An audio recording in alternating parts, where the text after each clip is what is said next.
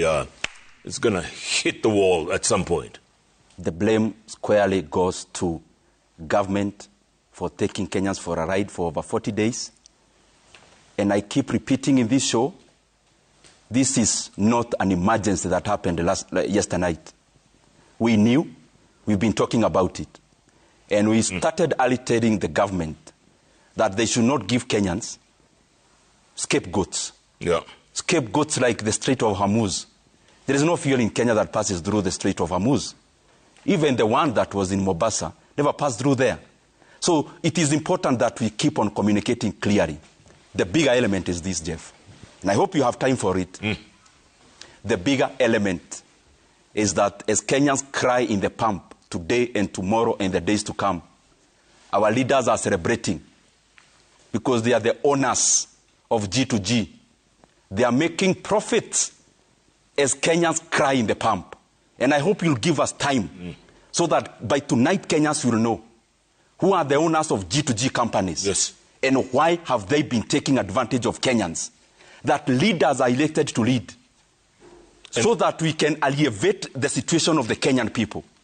But leaders in Kenya have chosen to do business in the oil sector. That G2G and the vehicles in there are vehicles of patronage of people in high offices. That is, we are here debating about very high prices of fuel. Leaders in Kenya are buying money printing, money counting machines because of the profits they are making.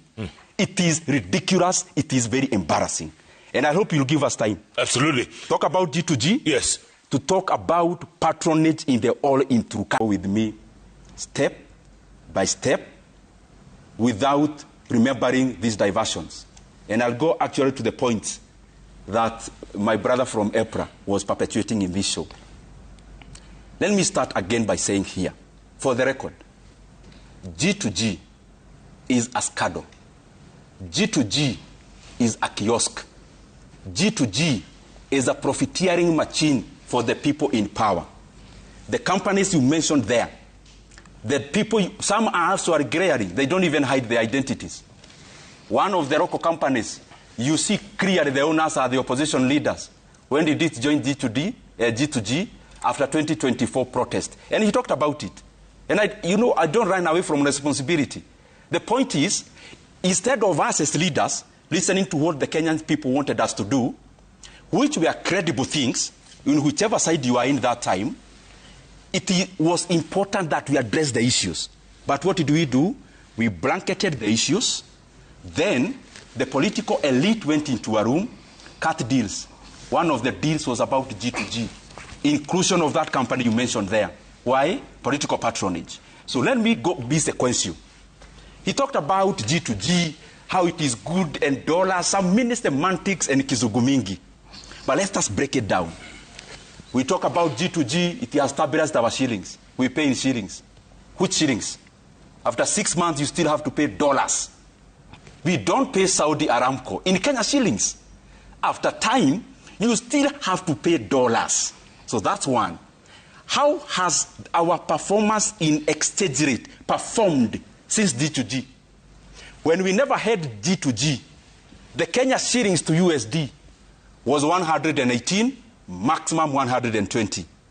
Now after G2G, it is at 130. So which is better? When we never had G2G, euro to Kenya shillings was 116. It is now over 150. Which is better? The Great Britain pound was around 136 Kenya shillings to 1 GPB. Now, oscillating around 170 to 174. So that is hogwash all around exchange rate. Let's now come to the other issue in terms of G2G. Any arrangement you do as government, your clients are the people of Kenya. The clients of leadership should always be the people. Propagating what is good for the people is fulfilling your mandate as a leader. How do you fulfill that mandate in the oil sector? It is by making sure that the people you are leading are paying less for the same oil. Let's now distinguish Kenya when there was G2G, when there was not G2G, and when there is now profiteering out of G2G. The fuel, the barrel of oil globally, when there was no G2G, was $115 per barrel. How much were we paying at the pump? $160 for petrol, $140 for diesel. That is 2022, zero G2G, zero political patronage, zero scam. After the scam of G2G, the oil per barrel is now 98. Today, how much are Kenyans paying in the pump? 206. Remove first of all the communication there for consistency. We use what was there before. Kenyans are paying 206 for diesel, 206 for petrol. So what is better? It means the margin that is there between what was and what is, there are people feasting on it. Those are the owners of G2G. Real quick. Jeff, I want to respond quickly, but to have 4 points. One, I'm very disappointed with my brother. Who you graduated? No, he was way ahead of me. When we come to such a show, we must respect Kenyans by soberly looking at the issues at hand. Soberly. And especially when we know that millions of Kenyans are watching. It is important we come to such a show sober. Sober with facts, and especially when we have responsibility. And I want to start here. Number one is that there is no... my brother here is the chair of finance in the parliament today. If we read the VAT Act, section 6, part 1 and 2, it's very clear that we have to go to parliament now to lower VAT by more than 25%. The minister can only deal with around 25% of that. Secondly, I want to remind all of us, during Corona time or COVID, I was not neither chairman nor part of the budget committee. My brother here was also not even the chairman of the finance committee. So it's good that we lay the facts bare. Other people were taking responsibility. But we're also not running away from this responsibility. Number 3 is that we are talking about we removed the brokers in the fuel industry. And I agree.